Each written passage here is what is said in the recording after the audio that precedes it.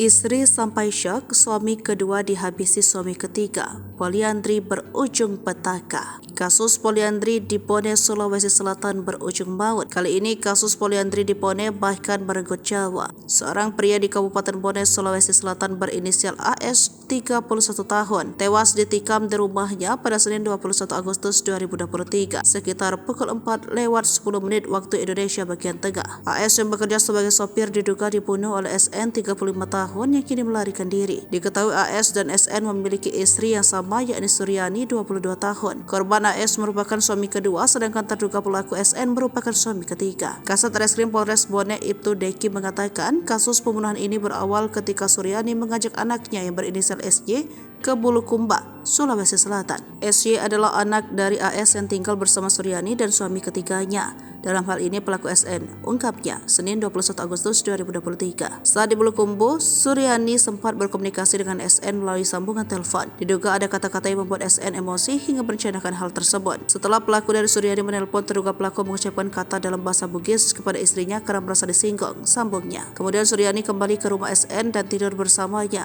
Setengah malam SN sempat pamit ke Suryani untuk buang air besar. Suryani pun curiga kemungkinan terduga pelaku mendatangi rumah korban dan menemui korban dalam keadaan tertidur, tuturnya. Hingga saat ini keberadaan SN belum diketahui. Sementara itu, juru bicara Polres Bone Ibda Rayendra menyatakan SN menjadi buron kepolisian setelah melakukan pembunuhan. Ia kabur setelah melancarkan tindak kejahatan. Kami sedang berupaya untuk menemukan pelaku, tegasnya. Proses penyelidikan masih dilakukan jajaran Polres Bone untuk mengungkap fakta terkait kasus pembunuhan ini. Sementara penyelidikan masih berlangsung, kami akan memberikan perkembangan lebih lanjut seiring waktu, pungkasnya.